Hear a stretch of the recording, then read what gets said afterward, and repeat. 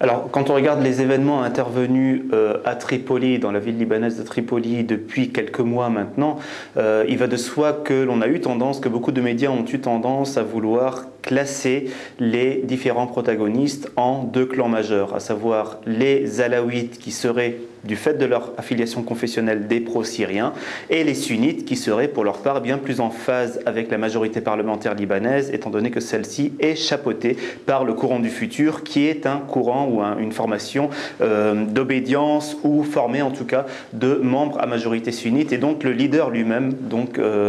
Saad Hariri, est un sunnite. Alors maintenant, dans le même temps, si on se penche un peu plus sur les détails du terrain, incontestablement, les uns et les autres ont plutôt tendance à développer une fibre politique en faveur,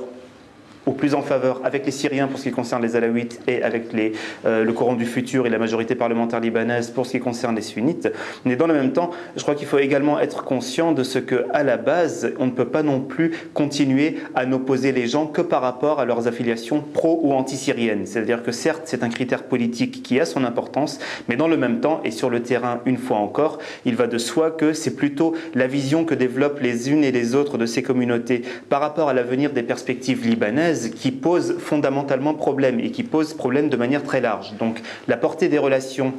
avec la Syrie, bien entendu, a son importance, mais dans le même temps, n'oublions pas que la manière par laquelle le Liban pourrait s'orienter ou se réorienter à l'avenir, et l'ensemble des dispositions tant institutionnelles que législatives, ainsi que l'ensemble, bien sûr, des formulations politiques qu'il conviendrait d'adopter pour le Liban, sont des critères qui, pour leur part, ont leur importance dans cette polarisation.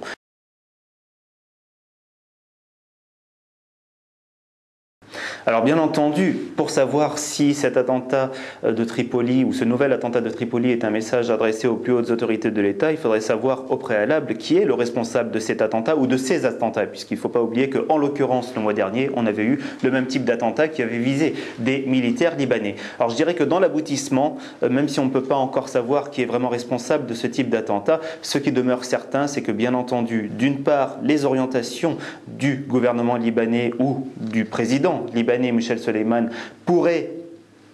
subir un écornement, ou du moins pourrait être un peu touché par ce type d'attentat, étant donné que le président Michel Soleiman a tendance quand même à voir très large, à ratisser très large en termes d'esquisses et de relations diplomatiques. Mais en parallèle, il faut également voir que sur le dialogue national, effectivement, il pourrait y avoir un risque de rejaillissement de cet attentat, suivant ce que développeront les uns et les autres. C'est-à-dire que la majorité parlementaire pourrait être en phase avec certaines hypothèses qui ne colleraient pas forcément avec ce que pense l'opposition, et vice-versa. Et à partir de là, s'il y a instrumentalisation de cet événement, il y a possibilité pour les uns et les autres d'arriver à une entrave de leur dialogue national. Mais pour l'instant, il est trop tôt de se prononcer sur ce plan-là. Reste à savoir si d'une part, une éventuelle enquête pourra aboutir concernant cet attentat de Tripoli, et reste à savoir par ailleurs si la sagesse des uns et des autres au niveau de la majorité et de l'opposition pourra faire fi de ce type d'événement.